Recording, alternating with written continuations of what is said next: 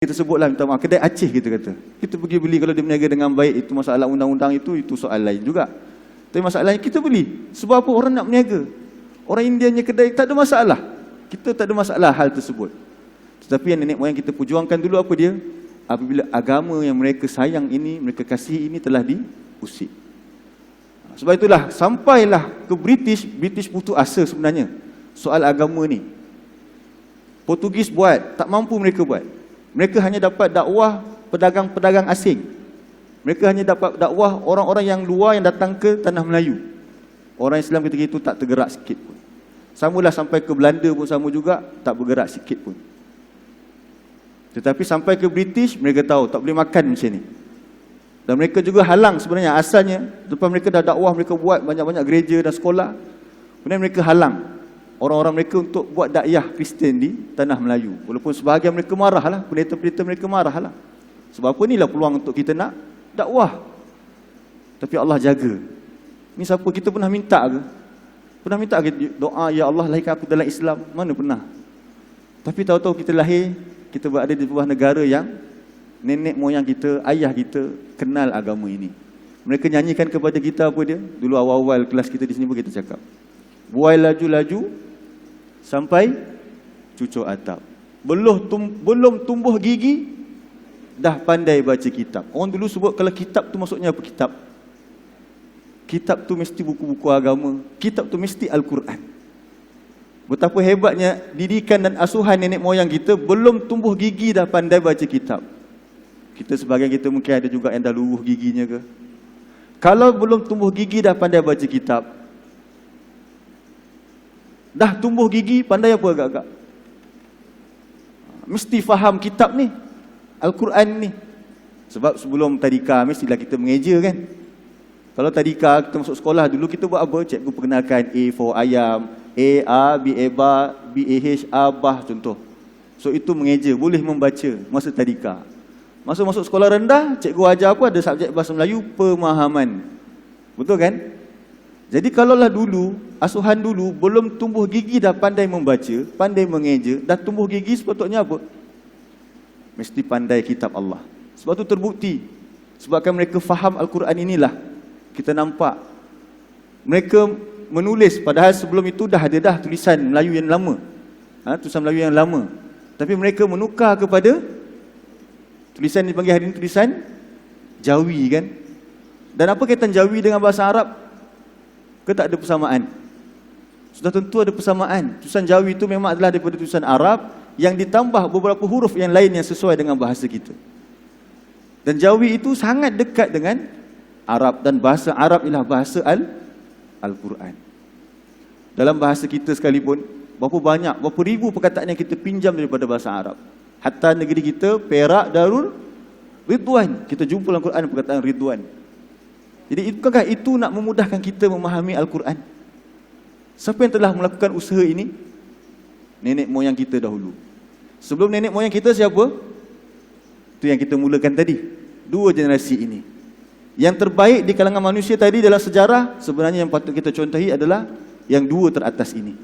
Kemudian orang-orang yang mengikut mereka. Sampai bila orang yang mengikut mereka itu? Sampai ke hari kiamat. Jadi hari ini ialah masa kita pula untuk melakar sejarah. Bagaimana nenek moyang kita menjaga agama Islam di negara ini, begitulah juga dengan kita. Memang kita tak rasa apa-apa terancam dan sebagainya, wallahu a'lam. Tapi kita kena lihat, British apabila mereka gagal untuk mengkristiankan orang-orang Islam, mereka menanamkan apa pula fahaman? Fahaman sekular. Bila mereka buat sekolah-sekolah gereja, tak diterima. Peringkat awal, British membuat sekolah-sekolah Inggeris. Tuan-tuan bila tahulah perkara tersebut. Mungkin zaman tuan-tuan dah masuk dah. Tapi sebelum daripada itu, orang Islam tak berani nak hantar ke sekolah-sekolah Inggeris. Bukan sekolah Kristian lah, sekolah Inggeris. Tak berani sebab apa? Berlaku di Melaka pada tahun 1929, seorang ibu menghantar anaknya ke sekolah Inggeris. Orang kampung pakak-pakak marah. Ini budak ni mesti dah jadi Kristian. Tapi propaganda dibuat.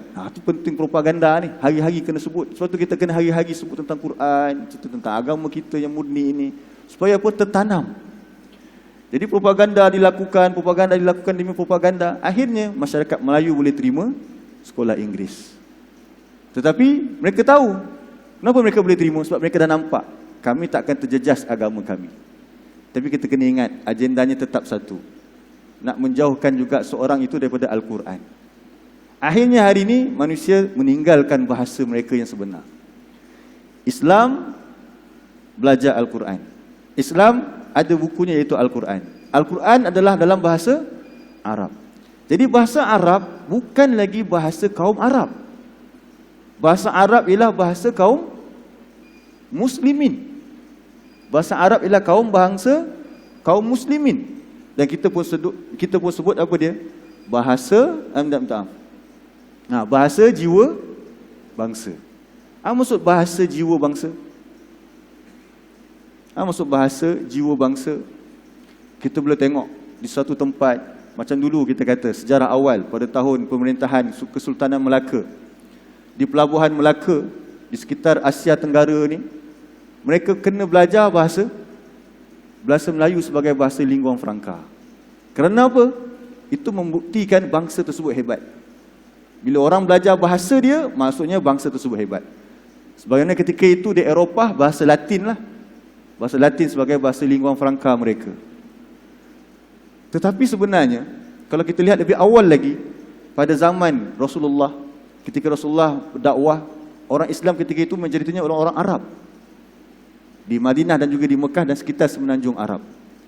Tapi adakah selepas kewafatan Nabi SAW, para sahabat Nabi duduk diam-diam di atas sejadah, beribadat di dalam masjid semata-mata? Tidak. Mereka terus berjuang. Mereka mengembangkan agama Islam ke Rom. Rom ni mereka cakap bahasa apa? Bukan bahasa Arab, bangsa Rom. Parsi, mereka cakap bahasa Parsi. Hari ini yang kita kata Arab tak sama macam Arab yang dulu. Kalau kita baca dalam buku-buku sirah, Arab yang dalam buku sirah itu ialah di semenanjung Arab. Tapi Arab hari ini sampailah ke Afrika sana. Sampai ke Maghribi, itu semua hari ini mereka kata mereka orang Arab. Padahal adakah dulu mereka Arab? Bukan. Tapi kerana Islam tu datang di sana, mereka mempelajari kitab Allah, iaitu apa? Al-Quran yang diturunkan dalam bahasa Arab. Dan mereka kena belajar bahasa Arab untuk apa? Nak memahami hadis-hadis Nabi SAW. Akhirnya orang-orang Arab, orang-orang di Afrika sana, di Mesir, di Maghribi, yang dulu bercakap dalam bahasa Barbar, berubah bercakap dalam bahasa Arab hari ini. Orang-orang di Palestin, dulunya Rom, Palestin, Rom, Syria, mereka dulu bercakap dalam bahasa mereka. Hari ini mereka bercakap dalam bahasa Arab. Begitu juga di Parsi, Iraq, Iran, Khurasan di sana. Dulu mereka bercakap bahasa Parsi, akhirnya mereka bercakap dalam bahasa Arab. Ini bukan nak menjadikan seorang itu orang Arab, bukan. Tapi nak bagi tahu bahasa jiwa bangsa. Bahasa digunakan di tanah Melayu ketika itu untuk menyebarkan ilmu. Jadi sumber ilmu kita ialah Al-Quran. Dan Al-Quran adalah bahasa Arab. Untuk menguasai Al-Quran ini, sudah tentulah kita perlu menguasai bahasa Arab. Dan kita pun tahu berapa ramai orang yang belajar Al-Quran pada zaman Nabi ini, mereka berubah menjadi orang yang tidak tahu apa-apa, menjadi orang yang unggul di atas muka bumi ini. Cuba kita tengok dalam surah yang ketiga.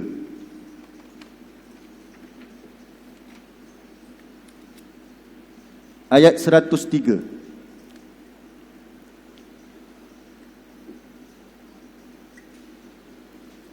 Muka surat 63.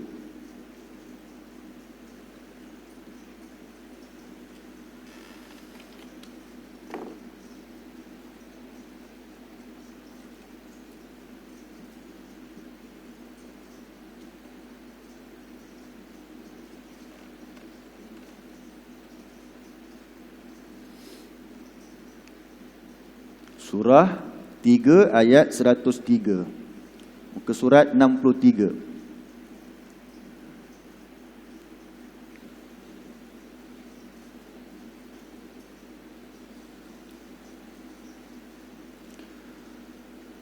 Jumpa dah? Muka surat 63 ayat yang ke-103. Kita baca sama-sama ya. A'udzubillahi minasyaitonirrajim. واعتصموا بحبل الله جميعا ولا تفرقوا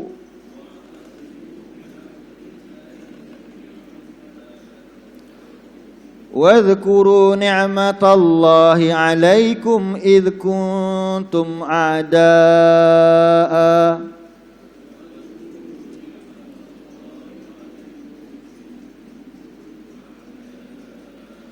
فألف بين قلوبكم فأصبحتم بنعمته إخوانا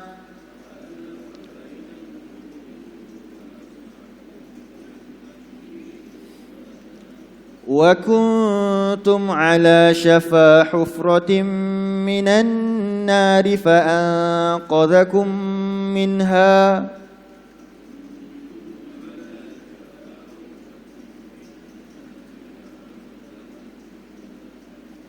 كذلك يبين الله لكم آياته لعلكم تهتدون.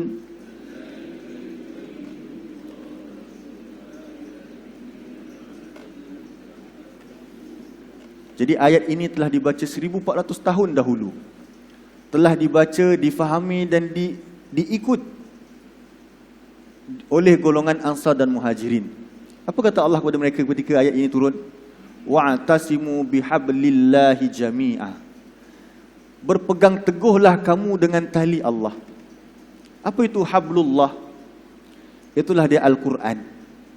Inilah tali yang menghubungkan. Tali tugas dia untuk apa? Mengikat, nak menghubungkan di antara satu hujung dengan satu hujung yang lain. Bagaimana cara nak menghubungkan kita dengan Allah? Berpegang teguh dengan tali Allah, iaitu Allah turunkan Al-Quran ini kepada mereka radhiyallahu anhum ajma'in. Dan janganlah kamu bercerai-berai. Ketika itu mereka semua berpegang teguh dengan Al-Quran. Mereka kata tiba-tiba pula lepas Nabi wafat, contoh, tak berlaku pun hal ini, tapi sebab tu mereka berpegang dengan hal ini. Wala tafarraqu. Tak ada pula kita pernah dengar Abu Bakar kata, aku jumpa satu modul yang lain yang lebih baik daripada Al-Quran. Tidak ada. Umar, Uthman, Ali, tidak ada. Semua menyambung apa yang mereka belajar daripada Nabi, iaitu Al-Quran. So dengan ilmu Al-Quran lah mereka berjaya menguasai dunia ketika itu. Sebab apa? Mereka berpegang teguh dengan tali Allah. Allah sentiasa membantu mereka, menolong mereka. Sebab Allah kata apa? Wa'tasimu bihablillahi jami'ah. Berpegang teguhlah dengan tali Allah. Jadi bagaimana kita hari ini? Adakah kita berpegang teguh dengan Al-Quran? Maksud berpegang teguh dengan Al-Quran, pegang erat-erat, rapat-rapat peluk, cium ke ketika selepas membacanya? Itu belum cukup. Tetapi sudah tentulah baca, faham dan laksanakannya. Dan kalau kita kata sekadar laksanakannya, kalau begitu para sahabat tak akan buat kerja dakwah ini. Dan yang keempat, mesti apa? Disebarkan. Baca, faham, amal dan sebarkan. Yang sama kita baca dalam surah Al-Asr, wal asr innal insana lafi khusr illa allazina amanu. Demi masa. Apa maksud masa? Demi umur kita, tuan-tuan. Umur kita ini singkat. Ramai orang sedar-sedar, ketika itu baru dia menyesal, ketika malaikat mencabut nyawanya. Demi umur kita, tiap-tiap manusia ini benar-benar dalam kerugian. Tiap-tiap manusia benar-benar dalam kerugian.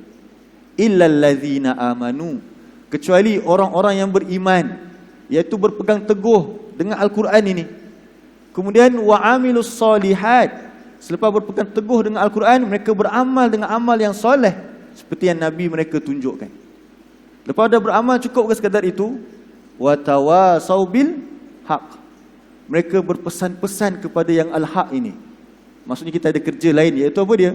Menyampaikan risalah ini. Dan nak sampaikan ini bukan satu kerja yang mudah. Nenek moyang kita dah lalui sebelum kita.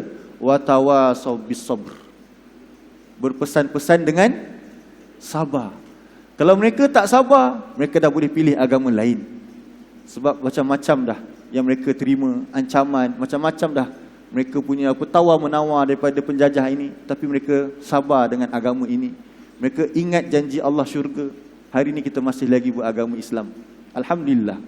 Dan bagaimana kita pula, kalau kita mensia-siakan ini, bagaimana generasi yang kemudian?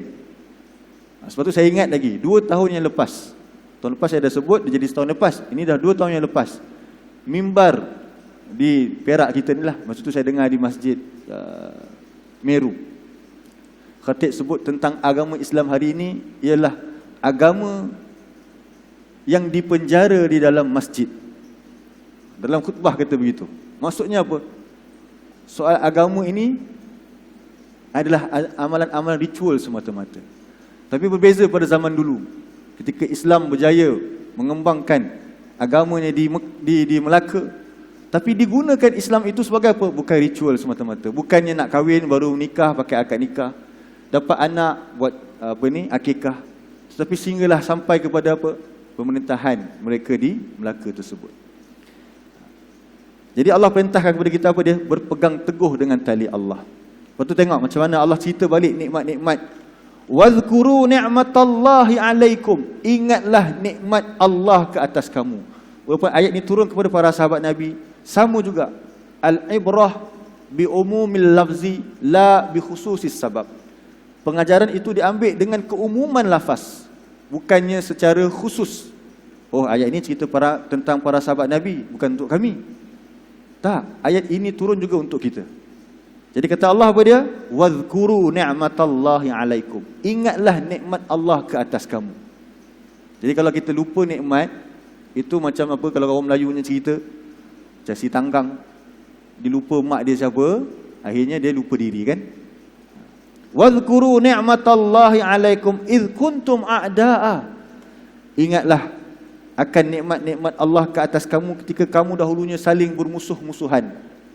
Fa'allafa baina qulubikum. Lalu dialah yang melembutkan, allafa, muallaf, yang dilembutkan hati-hati kamu. Allah lah yang melembutkan hati-hati kamu. Lalu dengan nikmatnya iaitu Al-Quran ini, kamu menjadi bersaudara. Sebab tu daripada Melaka, Sultan Melaka menyebarkan kuasanya sampai ke Perak. Dan antara sebab Perak itu menjadi, dulu Perak dipanggil apa? Kerajaan apa sebelum Islam ni? Gangga apa dia? Saya lupa. Gangga Negara. Gangga Negara. Tapi Kesultanan Melaka menyebarkan kuasanya sampai ke Perak. Alhamdulillah Islam sampai ke sini juga. Walaupun Siam terus menyekat daripada atas, halang beras dan sebagainya. Kerajaan Melaka kembangkan lagi sampai ke Aceh hubungan mereka. Tapi kerana apa? Menjaga agama ini. Jadi dengan nikmat tersebut, kita hari ini dapat hidup dengan keadaan yang mudah. Tengok sahabat-sahabat kita lain di Myanmar sana bagaimana, di Palestin bagaimana, di Syria bagaimana. Semoga Allah selamatkan mereka dan Allah lindungi kita di Malaysia ini. Betul Allah kata apa? Wa kuntum ala syafa hufratin minan nar. Dan kalau dalam keadaan kamu dulu di atas jurang-jurang api neraka, fa anqadhakum minha. Lalu dialah yang telah menyelamatkan kamu daripadanya. Tuan-tuan cuba tuan-tuan ingat balik. Selepas kemerdekaan, ini pasca kemerdekaan, kita kena tengok juga yang pra kemerdekaan tadi Islam betapa kuatnya di Melaka. Tapi mula goyah selepas itu dengan kemasukannya Barat. Lepas di kemerdekaan, macam mana keadaan? Tuan-tuan pergi sekolah masa tu pakai seluar panjang, seluar pendek? Seluar pendek. Hari ni pakai jubah cantik. Boleh pakai seluar pendek lagi. Sekejap lagi minum kopi pakai seluar pendek je. Berani tak? Orang rumah tuan-tuan pakai apa pergi sekolah dulu? Pakai skirt lah. Sekarang macam mana sekarang? Bang, abaya bang. Bukan sebab nak di Arab, sebab nak tutup aurat. Cuba kita ingat balik. Kalau tak ada orang-orang yang menyedarkan kita tentang agama ini, dan bukan kerana dulu nenek moyang kita menerima agama Islam hari ini, mungkin kita masih lagi pakai seluar pendek. Dan memang ada kan? Ada tak kawan-kawan tuan-tuan yang masih lagi begitu? Mungkin, wallahu alam. Semoga Allah bagi petunjuk kepada kita semua. Bersyukur tak? Bersyukur kan? Jadi apa tanda kita syukur kepada Allah? Allah bagi tahu nanti pada ayat yang ke-104 kita akan lihat. Jadi tengok, dalam keadaan dulu para sahabat Nabi berada di atas jurang-jurang neraka. Macam mana mereka di atas jurang-jurang neraka? Jangan kata pakai seluar pendek mereka tu. Ada yang mereka bunuh anak sebahagiannya. Dan para sahabat Nabi ada yang menceritakan, ini bukan orang Quraisy. Orang Quraisy dia tak bunuh anak, yang lain-lain. Mereka cerita bagaimana mereka masih mendengar lagi suara anak mereka minta tolong ketika mereka membunuh anak mereka, anak perempuan mereka. Itu nak kata apa tu bunuh anak perempuan tu? Dahsyat lah. Mereka menyembah berhala. Segala macam nak nenek kita kata mereka buat. Kesyirikan yang melampau. Itu maksudnya apa? Berada di atas jurang-jurang neraka. Siapa yang selamatkan mereka? Lalu fa'anqadhakum. Allah lah yang telah menyelamatkan mereka daripada neraka. Begitu juga dengan kita, tuan-tuan. Kita ini, siapa yang selamatkan kita? Kalau Allah tak bagi hidayah kepada kita, nescaya kita masih kekal di takut yang lama. Kalau lah nenek moyang kita tak dapat hidayah daripada Allah, tentulah kita lebih jauh lagi sesat daripada hari ini. Na'udzubillahi min zalik. Kadzalika, demikianlah, yubayyinullahu lakum ayatih, kami menjelaskan tanda-tanda kami. Kami menjelaskan ayat-ayat. Begitulah Allah menjelaskan bagi kamu ayat-ayatnya, la'allakum tahtadun, supaya kamu mendapat petunjuk. Hari ini kita faham, oh Allah bagi aku nikmat, masya-Allah. Jadi ini petunjuk kepada kita. Jadi apa yang Allah tunjukkan kepada kita, kita tengok ayat 104. Hari ini kita nak kena buat sebagai seorang yang bersyukur di atas nikmat agama Islam di Malaysia ini, bersyukur di atas kemerdekaan yang kita raih di negara kita ini. Bila kita merdeka, tentu kita bebas nak buat dalam negara kita sendiri. Jadi apa kata Allah? Kita baca ayat 104. Wal takum minkum ummatun yad'una ilal khair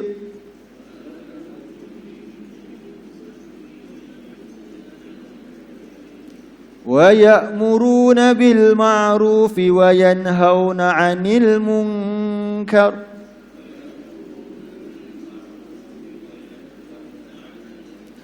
wa ulaika humul muflihun.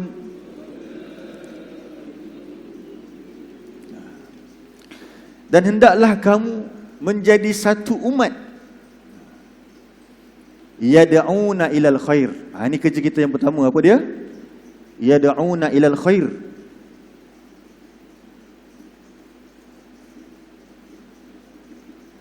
Maksud yad'una ilal khair, menyuruh, menyeru.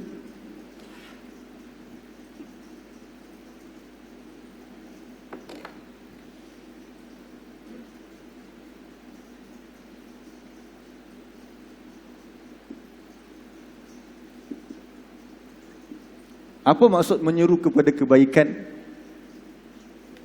Maksud yad'una ilal khair. Sebuah hadis, dalam sebuah hadis Nabi sebutkan, kita baca sama-sama, ikut saya, takut tak muat di situ. Khairukum man ta'allama al-Qur'ana wa 'allamahu. Sekali lagi, khairukum man ta'allama al-Qur'ana wa 'allamah. Khair, mula dengan khair kata Nabi. Khairukum, yang terbaik di antara kamu. Jadi Allah kata apa tadi? Yad'una ilal khair, menyeru kepada yang terbaik. Kita nak buat kerja ni kena pilih yang terbaik, kata Allah. Kalau kamu bersyukur dengan nikmat aku, seru manusia kepada yang terbaik. Apa maksud al-khair? Yang terbaik. Saya tulis apa tadi? Kebaikan.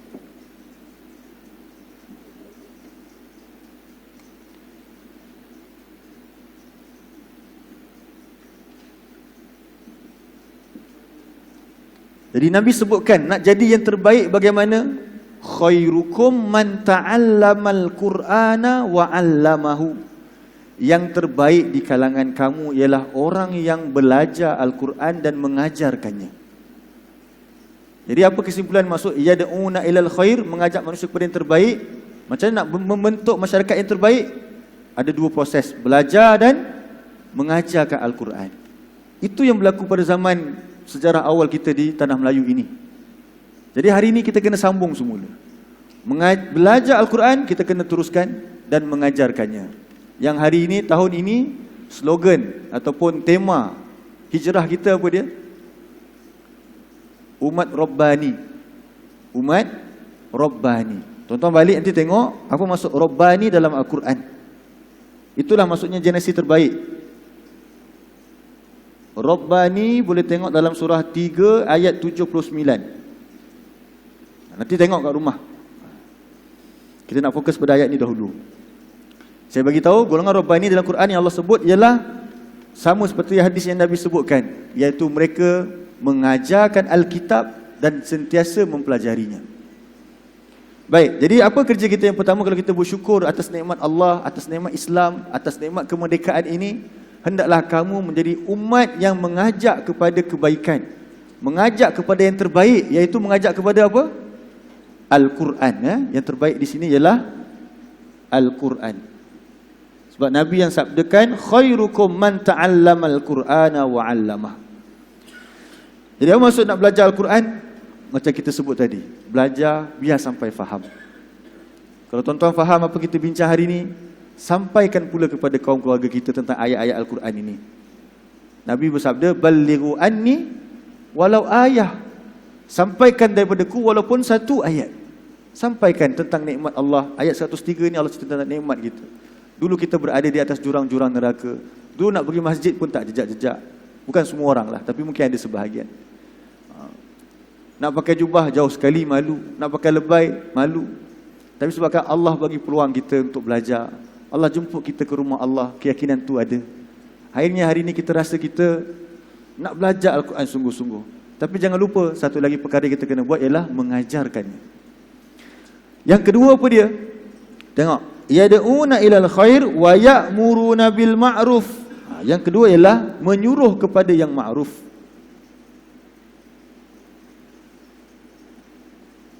Menyuruh. Apa maksud ma'ruf ditulis dalam Quran?